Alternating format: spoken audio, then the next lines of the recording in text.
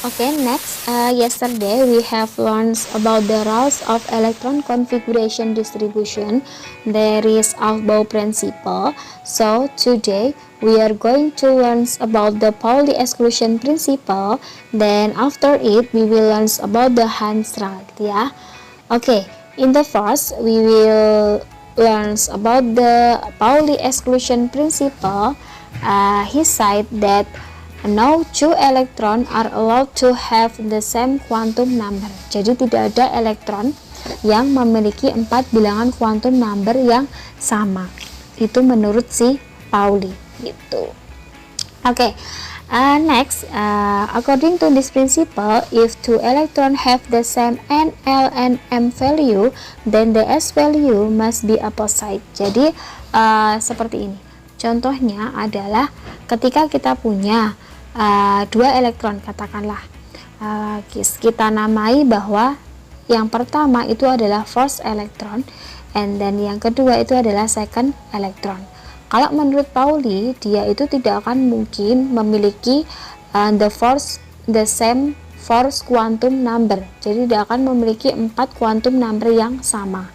Nah, quantum number itu apa? Itu ada 4. Yang pertama ada n, principal quantum number, and then L, azimuthal quantum number, and then M, magnetical quantum number, and S, spin quantum number. Nah, masing-masing ini memiliki arti.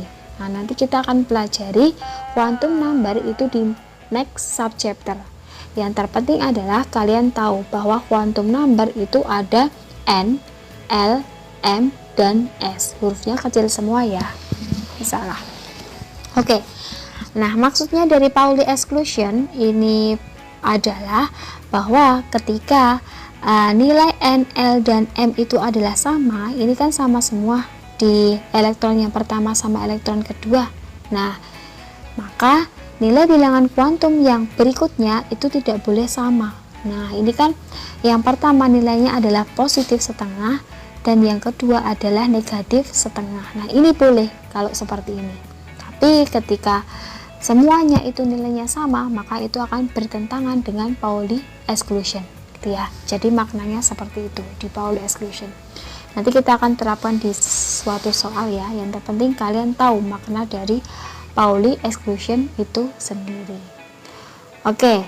Next, coba kita ke Hans rule ya. Hans rule itu dia mengatakan bahwa filling electron in orbital, electron must be first occupying the orbital with the same spin before firing up. Nah, jadi pengisian elektron di dalam orbital dia harus membentuk spin yang sejajar dulu, baru dia berpasangan, gitu ya.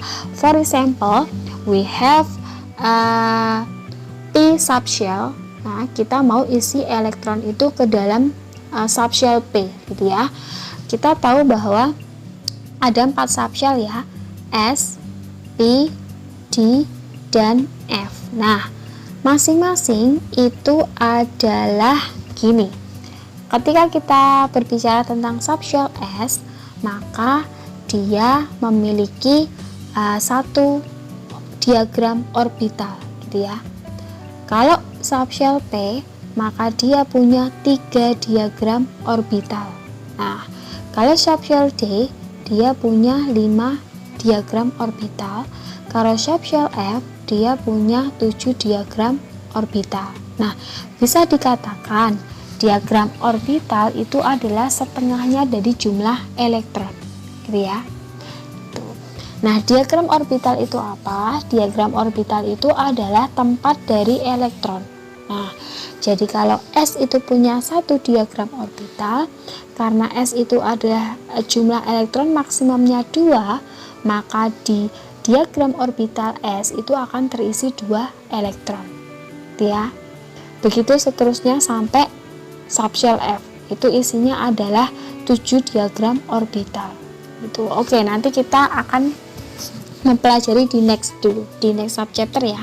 Yang terpenting yang kalian ingat adalah bahwa S itu punya 1 diagram orbital, P punya 3, D punya 5, dan F punya 7 gitu. Oke, kita akan mempelajari makna dari sini dulu, dari Hansral. Jadi gini, di Hansral dia disebutkan contoh untuk subshell P ya. Subshell P itu dia punya 3 diagram orbital. Makanya dia digambarkan dengan kotak jumlahnya 3. Nih ya, kotaknya 3 semua. Oke, kita isi kotak yang pertama, subshell P yang pertama kita isi dengan 2 elektron. Maka pengisiannya adalah harus membentuk spin sejajar dulu. Karena isinya 2 elektron berarti 1, 2 gitu. Nggak boleh seperti ini. Nah, 1, 2 ini nggak boleh. Karena menurut Hansral itu harus membentuk spin yang sejajar dulu. Gitu. Oke, berarti ini salah. Yang benar adalah gini dulu. 1, 2. Oke, ya. Kalau 3 elektron gimana? 3 elektron berarti ya 1, 2, 3 terisi penuh dulu. Nggak boleh seperti ini. 1 toh, terus 2, 3. Ini nggak boleh. Nah, seperti itu maksudnya dari Hansral. 1, 2, 3. Kalau 4 elektron gimana? Ya udah, sama 1, 2, 3, kemudian baru pairing up, baru berpasangan. Kalau 5 elektron ya berarti 1, 2, 3 sudah sejajar baru berpasangan. Gitu ya. Itu. Jadi ini berkaitan, nanti kita akan mengisi diagram orbitalnya gitu. Nah, panah-panah ini apa? Panah-panah itu adalah menunjukkan elektronnya. Jadi elektron itu disimbolkan dengan tanda panah ya. Panahnya seperti ini ya. Bukan panah 2 tapi cuma gini. Nah, panahnya separuh gini yang benar menurut aturannya. Gitu. Oke, itu menurut Hansral. Nah, coba kita akan aplikasikan apa yang udah ada dari aturan filling elektron tadi ya, dari Aufbau sampai Hansral. Kita aplikasikan semuanya untuk contoh ini ya.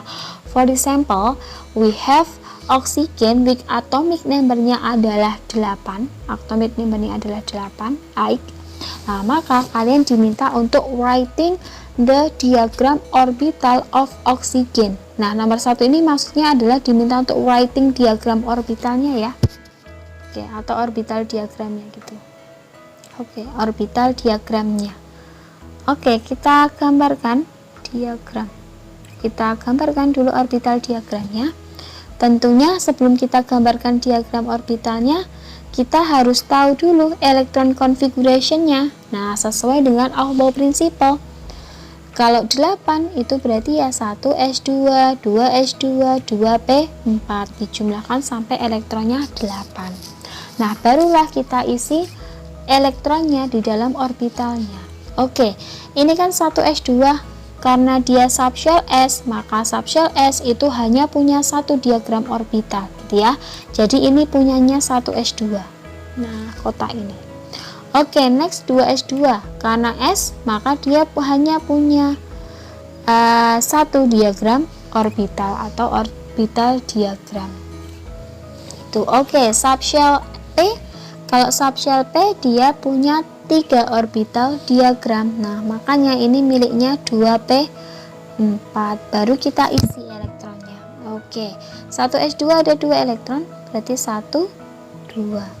Oke, 2s2 ada 2 elektron, 1, 2. Oke, 2p4 ada 4 elektron, 1, 2, 3, 4. Seperti itu. Jadi filling elektron in orbital diagram sesuai dengan jumlah elektronnya berapa gitu. Oke, next kita ke apa nih? Kita ke Fero ya, Fero. Oke, coba kita ke Fero, kita tulis dulu berarti Fero itu elektron configuration-nya berarti 1s2, 2s2, 2p6, 3s2, 3p6, 4s2, 3d6 gitu. Oke, khusus untuk Fero ini Miss enggak ini saya tidak tidak menuliskan secara lengkap ya diagram orbitalnya, kita ambil aja valens elektronnya gitu ya, kita ambil aja valens elektronnya, karena nanti ketika kita tulis secara lengkap itu akan sangat panjang. Nah, khusus untuk yang B, perintahnya adalah writing the orbital diagram for valence electron of 26 Fero ya.